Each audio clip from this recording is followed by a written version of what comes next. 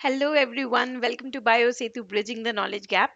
And आज के video में हम बात करने वाले हैं buffer mechanism, that is acidic buffer mechanism के बारे में स्पेसिफिकली बात करेंगे कि कैसे ये एसिडिक बफर काम करता है, किस तरह से बफर हमें पीएच को रेजिस्ट होने से करवाता है, पीएच को चेंज होने से रोकता है। एंड एसिडिक बफर का मैकेनिज्म के बारे में बात करने वाले हैं स्पेसिफिकली। सो अगर अभी तक आपने हमारे चैनल को सब्सक्राइब नहीं किया तो do subscribe to my channel and hit the bell icon to get the notification. And जुड़े रहिए मेरे इस बायोकेमिस्ट्री वीडियो सीरीज के साथ, ताकि हम और भी इस तरह से वीडियोस आपके लिए लेकर के आए और आप इस के थ्रू अपने बायोकेमिस्ट्री के पोर्शन को स्ट्रांग बनाओ। चलिए तो हम लोग स्टार्ट करते हैं एसिडिक बफर मैकेनिज्म के बारे में। तो सबसे पहले तो बफर होता क्या है। सी, बफर एक ऐसा सोल्यूशन है बेसिकली जो पीएच में चेंज नहीं होने देता है, जो पीएच में बदलाव को रेजिस्ट करता है। फॉर एग्जाम्पल, अगर मान लीजिए आपके पास एक सोल्यूशन है और उस सोल्यूशन का कुछ भी एक पीएच है, वो एसिडिक पीएच भी हो सकता है, बेसिक पीएच भी हो सकता है। तो अगर एक सोल्यूशन है, सपोज ये सोल्यूशन का पीएच है, मान लेते हैं हम लोग पीएच इज 3, एंड आप चाहते हैं कि इसका पीएच मेंटेन रहे, ये पीएच 3 ही रहे, ये पीएच चेंज ना हो। तो अगर हम इसमें एसिडिक सोल्यूशन डालें, अगर इसमें हाइड्रोजन आयन हम डालें, या अगर मैं इसमें OH माइनस आयन डालूं, तो ऑब्वियस बात है ये पीएच चेंज होगा, ये बढ़ जाएगा या घट जाएगा बेस्ड ऑन आप इसमें क्या ऐड कर रहे हो। तो मैं अगर चाहती हूँ कि इस सोल्यूशन का पीएच चेंज ना हो, तो मुझे इसमें क्या ऐड करना पड़ेगा? Buffer solution. बफर क्या करेगा? बफर रेजिस्ट करेगा इस पीएच में चेंज को, मतलब इस पीएच में बदलाव को होने से रोकेगा, रेजिस्ट करेगा।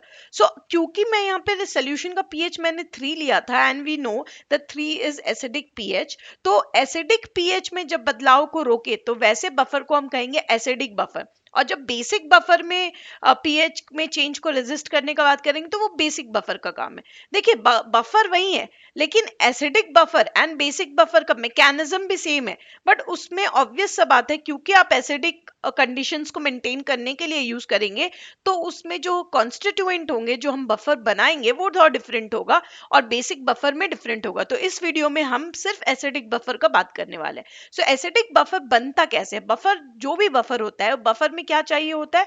बफर को एक वीक एसिड का जरूरत होता है, एक एसिडिक बफर को। ठीक है, हमेशा याद रखिए मैं एसिडिक बफर का बात कर रही हूँ यहाँ पर। सो एसिडिक बफर कैसे बनता है? एसिडिक बफर को बनाने के लिए हमें एक वीक एसिड की आवश्यकता होती है और उसके साथ में हमें उसका एक सॉल्ट चाहिए होता है। ठीक है, तो salt of this weak acid and weak acid, ये दो चीजें हमें चाहिए होते हैं जो एक बफर को बनाने का काम करते हैं। वीक एसिड क्या है या एसिड क्या है? एसिड वो है जो डिसोसिएट करके हाइड्रोजन आयन सोल्यूशन में देता है और अपना कंजुगेट बेस देता है। तो जैसे Ha इज अ एसिड, तो वो डिसोसिएट करेगा और डिसोसिएट करके वो हाइड्रोजन आयन देगा और अपना कंजुगेट बेस देगा।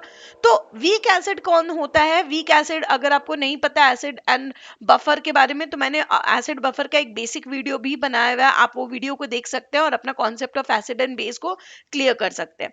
सो एसिड क्या है? वीक एसिड का, वीक एसिड वो है जो 100% डिसोसिएशन शो नहीं करता है और पार्शियल डिसोसिएट करता है, और स्ट्रॉन्ग एसिड वो होता है जो 100% डिसोसिएशन शो करता है।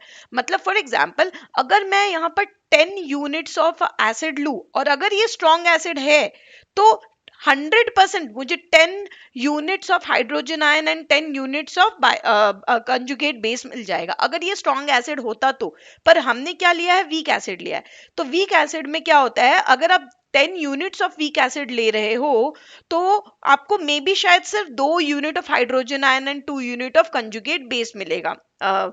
ये यहाँ पे डिसोसिएट हो गए, तो यहाँ पे पार्शियल डिसोसिएशन होता है, कंप्लीट डिसोसिएशन नहीं होता है जो वीक एसिड होता है। तो मैंने बफर बनाया, उसमें मैंने एक वीक एसिड लिया और एक सॉल्ट लिया। अब यहाँ पे आपके दिमाग में क्वेश्चन उठ रहा होगा, ये सॉल्ट क्या चीज है? तो अगर आप कोई भूल गए हैं सॉल्ट क्या होता है, तो सॉल्ट इज एन इलेक्ट्रोलाइट।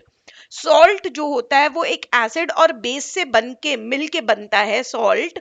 और ये जो सॉल्ट होता है ये कंप्लीट डिसोसिएशन शो करता है, 100% डिसोसिएशन शो करता है। दैट मीन्स अगर A and B is a salt, A B is a salt, और अगर मैं 10 यूनिट्स ऑफ ए बी लूं, तो मुझे 10 units of B plus and 10 units of A minus मिलेगा। दैट मीन्स मुझे 10 units of acid and 10 units of base ही मिलेगा अगर मैं 10 यूनिट्स ऑफ सॉल्ट लूंगी, क्योंकि ये 100% डिसोसिएशन शो करता है, इसलिए इरिवर्सिबल रिएक्शन नहीं है। ये रिवर्सिबल रिएक्शन नहीं है, ये इरिवर्सिबल है। सो 100% डिसोसिएशन होता है, क्योंकि ये एक इलेक्ट्रोलाइट है, ये इलेक्ट्रॉनिक एलिमेंट को देता है सोल्यूशन में, कंप्लीट डिसोसिएट करता है। तो हमें क्या लेना है, हमें सॉल्ट लेना है और हमें वीक एसिड लेना है एक एसिडिक बफर बनाने के लिए। तो हम देखते हैं ये एसिडिक बफर काम कैसे करता है, जो हमारा मेन मोटिव है, mechanism of working to maintain the pH of a solution. Suppose मान लेते हैं कि ये एक बीकर है जिसमें एक सोल्यूशन है, एंड सपोज यहाँ पे जो भी सोल्यूशन है will have some acidic pH. Suppose मैं पीएच बोल देती हूँ, पीएच इसका है suppose 2, and this 2 pH is obviously acidic pH. मैं चाहती हूँ कि सोल्यूशन का पीएच बदले नहीं, ये 2 ही रहे। तो मुझे क्या लेना होगा, मुझे एक वीक एसिड लेना पड़ेगा और मुझे सॉल्ट लेना पड़ेगा उस वीक एसिड का। तो मैंने यहाँ पर एसिटिक एसिड लिया which is obviously a weak acid CH3COOH, और मैंने उसका सॉल्ट ले लिया, सोडियम एसिटेट ले लिया मैंने। तो acetic acid which is weak acid and उसका सॉल्ट मैंने यहाँ पे लिया। अब क्योंकि वीक एसिड डिसोसिएट करेगा लेकिन वो कंप्लीट डिसोसिएशन नहीं शो करेगा, तो जब ये डिसोसिएट करेगा तो सोल्यूशन में ये क्या मिलेगा हमें, CH3COO minus and H plus देगा, लेकिन ये नेग्लिजिबल अमाउंट देगा H प्लस का। और उसी तरह से CH3CONA, क्योंकि ये सॉल्ट है तो ये 100% ये कंप्लीटली डिसोसिएट करेगा। दैट मीन्स अगर ये 10 यूनिट है तो 10 unit of CH3CO minus and 10 units of sodium ion देगा, ये 100% डिसोसिएशन शो करेगा। दैट मीन्स सोल्यूशन में हमें क्या मिलेगा, सोल्यूशन में हमें ये मिलेगा, सोल्यूशन में हमें ये भी मिलेगा और सोल्यूशन में हमें सोडियम भी मिलेगा, हमें ये 3 चीज सोल्यूशन में मिलेगा। तो इसका मतलब क्या हम ये कह सकते हैं कि सोल्यूशन में हमें CH3CO माइनस जो मिल रहा है that is because of salt, not because of acid. क्यों, क्योंकि एसिड तो negligible amount of CH3CO minus ion दे रहा है, सॉल्ट ही तो मेजर दे रहा है। अगर आपके पास 100 CH3CO माइनस सोल्यूशन में है तो ऑब्वियस सा बात है उसमें सॉल्ट का जो कंट्रीब्यूशन है वो much much more as compare to acid, तो हम नेग्लिजिबल मान सकते हैं एसिड का। और साथ ही साथ में हमको एसिटिक एसिड भी सोल्यूशन में मिलेगा, क्योंकि एसिटिक एसिड तो 100% डिसोसिएट हो ही नहीं रहा है। इसका मतलब जब मैं ये सोल्यूशन में मैंने अपना बफर एसिडिक बफर को ऐड किया तो मुझे मेरे सोल्यूशन में क्या क्या मिलेगा, CH3CO minus Na plus CH3COH and H plus, ये 4 चीज मेरे इस सोल्यूशन में रहेंगे जो बफर की तरह काम करेंगे। अब ये काम कैसे करेंगे, मान लेते हैं कि मेरे इस सोल्यूशन में मैंने हाइड्रोजन आयन डालना शुरू किया या एसिड डालना शुरू किया। एसिड डालने का मतलब है हाइड्रोजन आयन, ऑब्वियस सा बात है। तो अगर इस सोल्यूशन में बफर नहीं होता because of the addition of hydrogen ion, ये जो पीएच है वो घटता चला जाता, क्योंकि वो ज्यादा एसिडिक हो जाता और पीएच का वैल्यू ड्रॉप होते जाता और एसिडिटी हमारा इंक्रीज होता।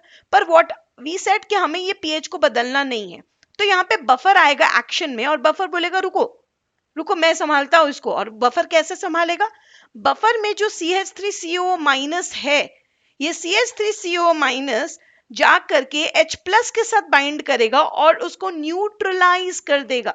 सो CH3COO minus will react with H plus और इसको न्यूट्रलाइज करके CH3COOH बना देगा। So that means hydrogen ion जो सोल्यूशन में एड ऑन हो रहा है वो वापस से न्यूट्रलाइज हो जा रहा है, सोल्यूशन में H प्लस आयन के फॉर्म में नहीं रह रहा है, एंड दस जो पीएच है वो मेंटेन हो रहा है। करेक्ट। नेक्स्ट, अगर मैं इस सोल्यूशन में बेस ऐड करूं, मतलब OH माइनस ऐड करूं इस सोल्यूशन में, तब मेरा पीएच बढ़ते जाना चाहिए और मेरा पीएच बेस की तरफ चले जाएगा और मेरा पीएच बदल जाएगा। लेकिन व्हाट वी सेड कि हमें पीएच बदलना नहीं है, इसीलिए हमने ये बफर डाला है। तो अब ये बफर में कौन सा ऐसा मॉलिक्यूल होगा जो OH माइनस को न्यूट्रलाइज करेगा, तो ये जो एसिडिक एसिड है वो जाकर के OH माइनस के साथ रिएक्ट करता है। तो CH3COOH रिएक्ट करेगा OH माइनस के साथ और ये बना देगा CH3COO माइनस प्लस H2O। सो ये अगेन OH माइनस से रिएक्ट करके उसको न्यूट्रलाइज कर देगा। सो दस जो एसिड ऐड हो रहा है वो CH3CO माइनस के साथ रिएक्ट कर रहा है, दैट मीन्स सॉल्ट के साथ रिएक्ट कर रहा है। एज आई सेड कि CH3CO minus is because of salt, because salt 100% dissociate कर रहा है।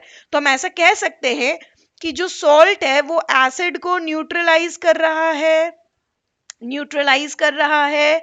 और जो बेस है वो उसको न्यूट्रलाइज कौन कर रहा है, उसको एसिड न्यूट्रलाइज कर रहा है। तो वीक एसिड जो है वो किसको न्यूट्रलाइज कर रहा है, वो न्यूट्रलाइज कर रहा है बेस को।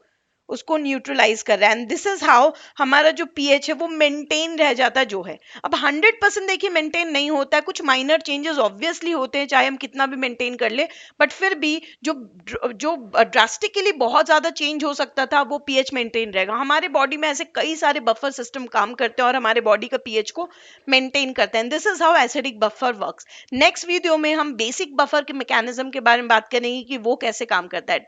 Till then stay connected. अगर अच्छा लगा वीडियो तो डू लाइक एंड चैनल को सब्सक्राइब कर लीजिए, hit the bell icon to get the notification. Thank you so much, bye guys.